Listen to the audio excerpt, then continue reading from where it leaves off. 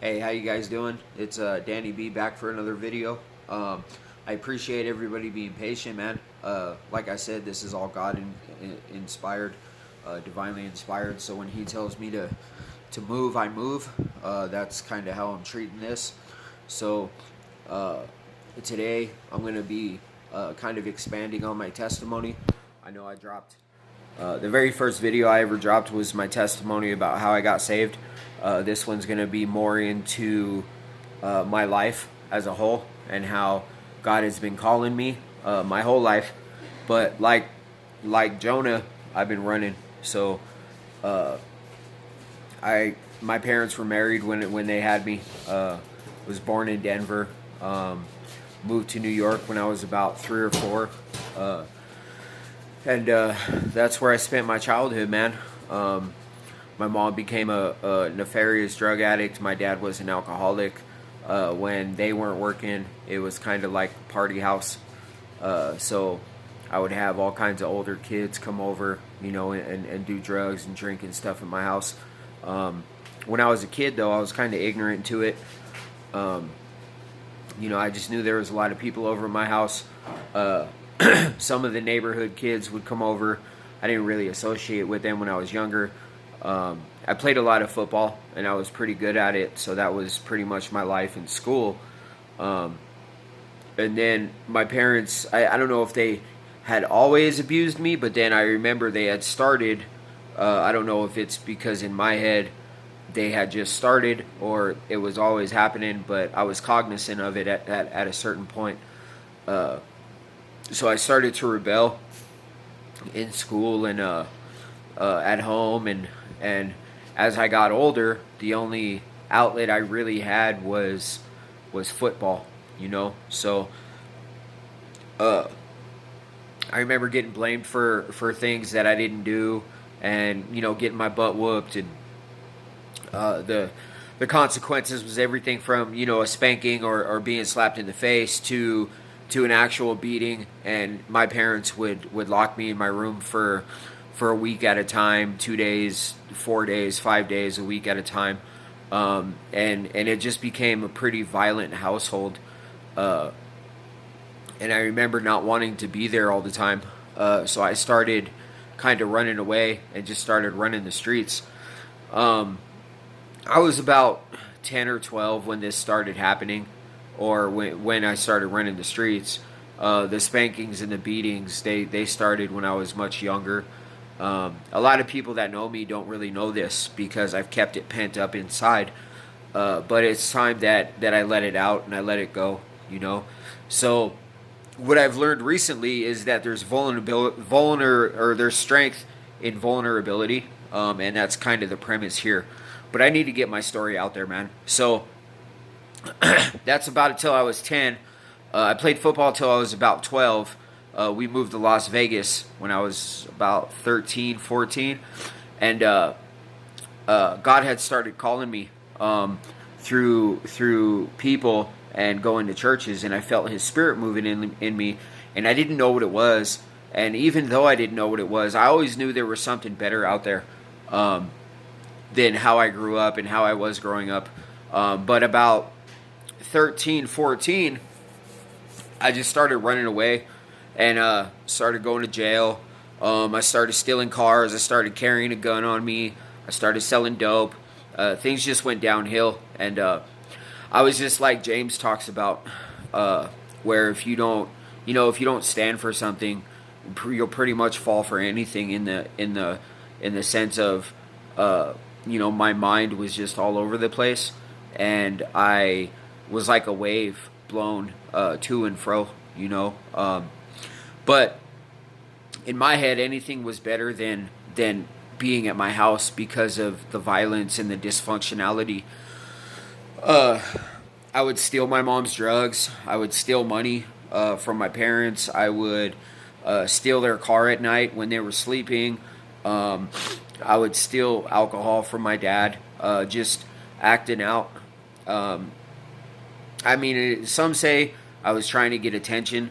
I don't believe that to be the whole truth, as much as I just was trying to get away from all the bad influence. But again, I was ignorant. I didn't know how to get away from it, so I just started doing a lot of stuff, you know. And then I started working for a guy. His name was Chuck, and I was selling dope or whatever, selling drugs, weed, speed, heroin, basically whatever I can get my hands on. And this dude, he owned a small business. He offered me a job, so I took the job, and we became very close. Me and his wife, and they had a little baby, and so they saw what was going on. And at the time, my mom was trying to take all my checks and not let me keep any money or give me any money or anything like that. So when I wouldn't hand over my checks, she would just kick me out, and I would run the streets, and I wouldn't show up for work. And my boy Chuck was like, "What's going on?" And I told him. So they started kind of letting me stay there every now and again.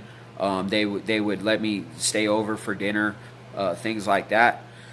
And I think that's the first time in my life where I was actually kind of shown love, not in an unconditional sense, but in a kind of a caring way from somebody else outside my family.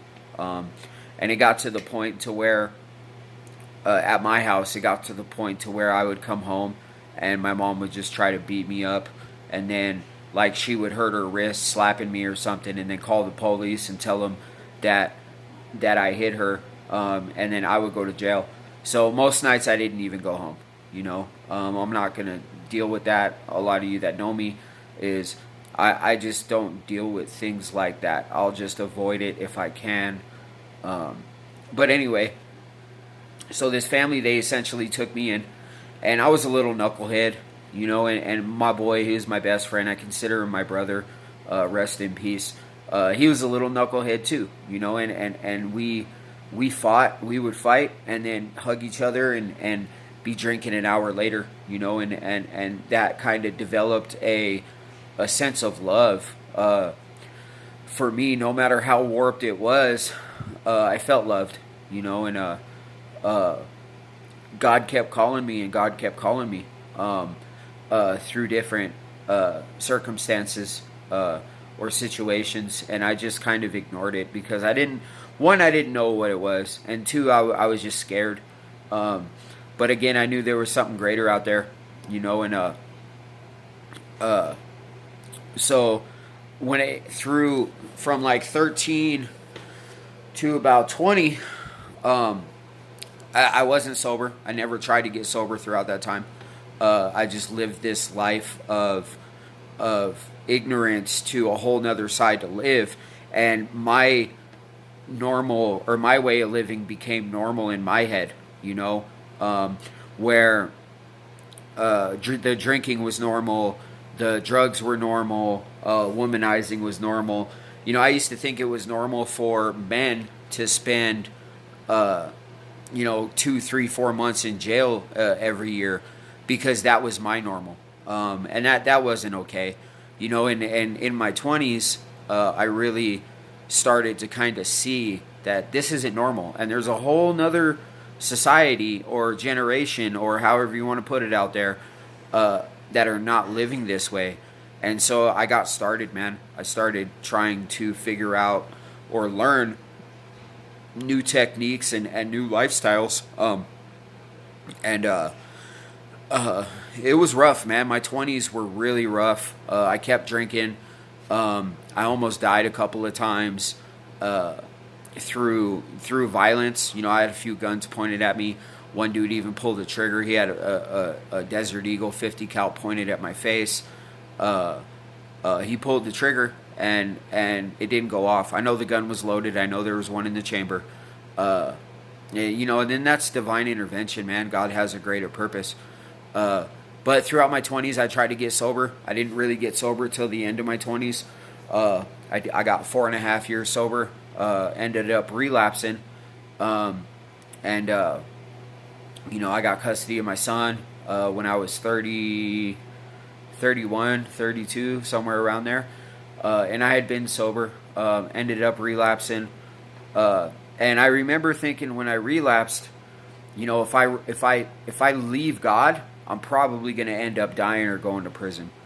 And I ended up doing that, going to prison. I didn't end up dying, obviously, but I went to prison this last time, and it's not fun, man. You know, I just beat a 96-year sentence, and by the grace of God, man, I'm sitting out here in the halfway house, walking around in public. But I'll get more into my testimony. That's just kind of an overview. I just want you guys to know and understand that I've been through it myself, and those of you that are close to me know how much I've been through, how much I've fought for, and I've survived. You know, and it's because God has a plan for me and for my life, and I truly believe that, and I've seen the evidence of that, and most recently is when I was fighting this case. You know, I'd be in a jail cell 23 hours locked in, 1 hour out a day, and I'd pray. I'd spend most of that time praying, God, give me the opportunity. If you see me out of this, then I will dedicate my life to you. And I'm not saying I've done the best job in doing that every day, but I try, you know. So God bless you guys. I hope you liked it. Let me know if you have any questions or comments. Please leave a comment. Please share with your friends. Jesus Saves, Not Danny B, is the YouTube page. Have a great day. Thank you.